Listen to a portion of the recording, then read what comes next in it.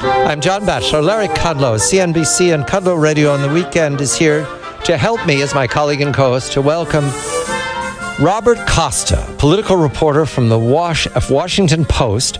Mr. Costa, I first glimpsed when he was on the Larry Kudlow show, which we all miss immensely.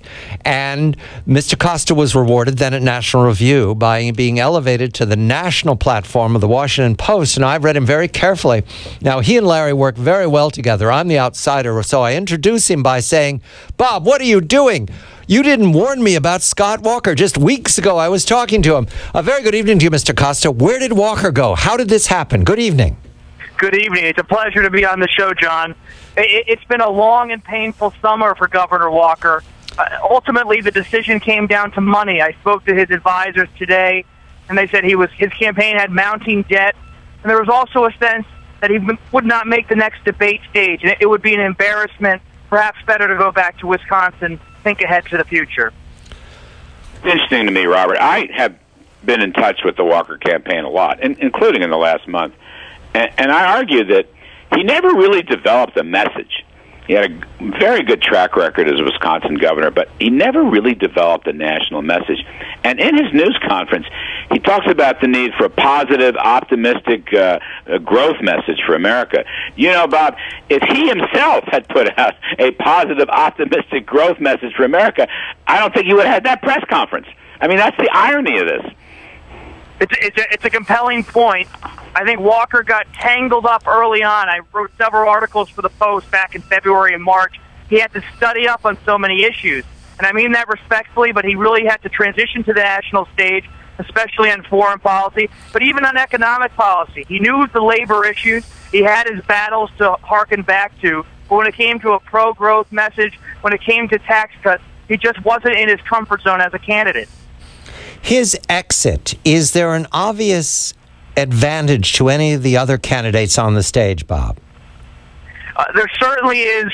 If you're a conservative contender who is eyeing Iowa as your launching pad, Mike Huckabee, Ted Cruz, Ben Carson, even Donald Trump, Walker had put a lot of money and time into the Hawkeye state. With his absence, there's some votes to be had. You know what else, Bob? I think that campaign management served him very poorly. Very poorly. I mean, they never got him up to speed on some of the major issues. And you're right, tax reform, economics. But also, you know, in a campaign you get these overnight issues, all right? You know, you say things you wish you hadn't said. But they had no fast-moving, quick turnaround alert, you know, get an expert in and give them the right discussion on various issues, including immigration and a U.S.-Canadian wall and stuff like that. I think it was a very badly run, very badly managed campaign with too many consultants spending too much money. The payroll was enormous, but ultimately, as a reporter, I always found that Walker himself considered himself to be the strategist. He was running the campaign's message, and that created a chokehold at the top of the campaign, but there were concerns about his chief strategist, Rick Wiley. Walker had his biggest success in 2010 and 2014 when he had his longtime friend Keith Gilks, a Wisconsin operative, at his side. But as we've heard so many times this year, the best friends, the longtime operatives from the states, they've gone to the super PAC. So Gilks was at the super PAC, and a lot of D.C. types were on the campaign around Walker. So you had a candidate trying to run the ship, and a lot of D.C. types who just didn't get his sensibility. I want to switch to the headline in your paper, the Washington Post. We can't step by the fact that the vice president was on the tarmac to greet the Pope today with the president and his family. It was all a very exciting moment, but the vice president is a man much talked about. Will he or will he not run for the presidency? And while we're weighing this, I see the Washington Post and other papers, but the Post is going with State Department account of email request differs from Clinton's. Here we go again, Bob. It's like blow after blow. We don't know when it's going to land. Does the Clinton campaign, to your knowledge, do they anticipate Biden running? Is that going to help them get out from under this water torture of email conversation?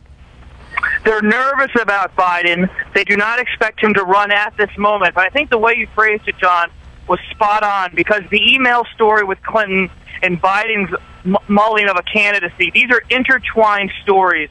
And when I talk to Capitol Hill Democrats, to Biden allies, they say Biden is sitting on the sidelines, watching and waiting. He'd rather be the savior for a Democratic Party that has a hobbled frontrunner, whether Secretary Clinton is in legal trouble or this email thing continues to unfold.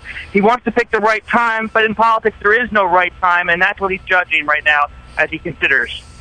Robert, there's another story out there that the president wants a ticket with Joe Biden as president and Deval Patrick, former governor of Massachusetts, as vice president. You heard anything like that? I think the story is fueled more than anything by Patrick Associates. Patrick has national ambitions, and Patrick is also someone who's been a fierce critic of Clinton. He is someone, the rare Democrat who has spoken out with concerns. He is more in the Obama camp. And this story about Patrick and Biden. It's about the Obama donor community, the Obama Patrick people in Boston. They want to see someone get in, some kind of momentum on the anti-Clinton side. I mentioned the donor community. The Hollywood Reporter carried within these last hours that the managing partner of United Talent, UTA, one of the major firms of the galaxy for superstars, is a supporter of Joe Biden. In addition, in this same story, George Clooney is looking at Joe Biden. Has Hollywood already gotten out in front of this, Bob? Are we behind where they're going? If you look at the list of Senator Sanders endorsements from Hollywood, he certainly has the case to be the Hollywood favorite at the moment. But it is something you've seen in 2008. Hollywood drifted away from Clinton. You had David Geffen talking to Maureen Dowd. That was seen as actually a key moment in elite Democratic circles of where the Hollywood types broke away from the Clintons. That's happening drip by drip with Bernie Sanders, but there really is an enthusiasm for Biden. And I hear from when I was just in Los Angeles, my friends there, the producers, the screenwriter type, they're sending around the clip when Biden was on Colbert. There's definitely an enthusiasm gap and an enthusiasm for Biden. Bob, a lot of movement in the polls after the last debate. Trump down, Fiorina up. Others like Cruz hanging on, Jeb Bush down. Who's the Republican frontrunner today? How do you read this? I think the frontrunner is one word, the outsider. I mean, the top three, Fiorina to Carson Trump. I spoke to Trump at length yesterday. Trump still believes he's in a position. But the way Trump looks at the race is fascinating to me because he sees Bush as his main threat. He thinks ultimately he can coalesce that outsider vote together, be in for the long haul. He doesn't need money because he has his own. But he thinks the establishment would Walker out, maybe Kasich, maybe Bush. But the Trump people, they see Bush as someone down the line who's going to be their biggest threat to the nomination. Huh. Larry, did you know that? Did you know that Bush is the star for the outsiders? Well, I think he's the star of the establishment, but I think Robert is right. Trump fears Bush, and wow, Bush stood up to Trump pretty good at that last debate. And you know, Robert, I'll say this: you know, I'm a growth guy. I'm an optimistic Reagan growth guy. I must say, I'm not endorsing, but I must say, Jeb Bush has put out a lot of good positions. In fact, he's got another one in the Wall Street Journal tonight about regulations. But he has a pretty good tax plan, and he is talking about 4% growth. And he's really the only guy who seems to have a growth message, so I got to give him some credit. That's right. And John, what I was talking about is more of the two lanes in the Republican primary as Trump sees it, the establishment lane and the outsider lane. But I think Larry's point about the tax plan, Trump told me he's coming out with his tax plan. We've heard this for weeks. The question is he talking to the supply-siders like Larry? Is he talking to Steve Forbes? Who is Trump talking to? He has a new book coming out in October that's supposedly going to go in detail on economics. But I think when I asked Trump, what's your second act? Because he doesn't really need one, but he does need at some point to perhaps add more policy meat to this campaign's bones.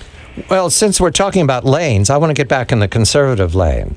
Marco Rubio was certainly successful at both debates, the second debate more so.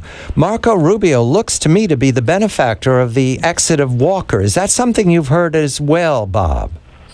It is. I mean, Rubio's donors have been skittish all year that he's had this slow and steady strategy, holding back, letting others take on Trump. But now it looks pretty smart.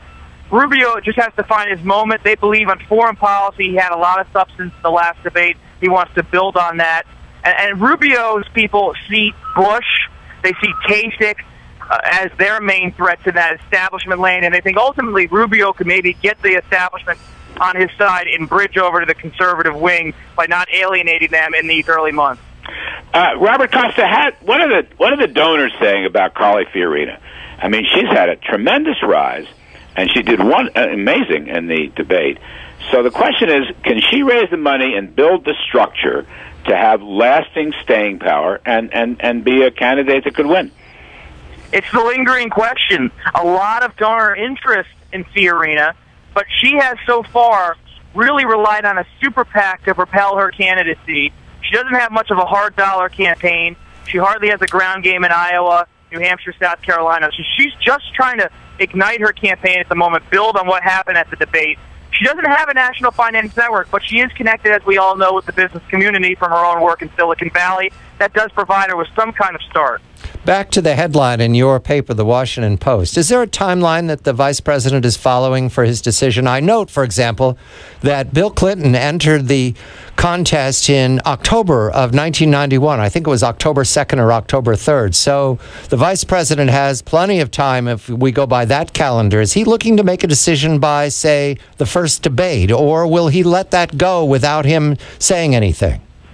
I had a top Democrat give me two possibilities on Monday when I was on Capitol Hill. He says he hears from Biden people that Biden will either enter before the first Democratic debate next month, have a real jolt to the race, keep it under wraps, come in right before the debate and have some surge, or if he does not enter before the debate, he's maybe going to even wait until early next year. There's a sense that he's just if he doesn't get in before this first Democratic debate in early October, he's going to wait to see how the email scandal unfolds.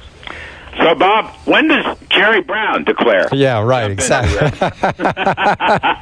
I mean, you look back at those clips from 1992, Brown, if anyone, he would love to take on the Clintons again, and he keeps making noise. There's no love lost there, so who knows? More of the septuagenarians from the Democratic Party. We'll speak of the Secretary of State next time. Robert Costa of the Washington Post political correspondent and a spectacular inside advice giver to all of us listening very carefully to both these parties. The turmoil is exciting. Larry Kudlow, CNBC and Kudlow Radio on the Weekend. I'm John Batchelor.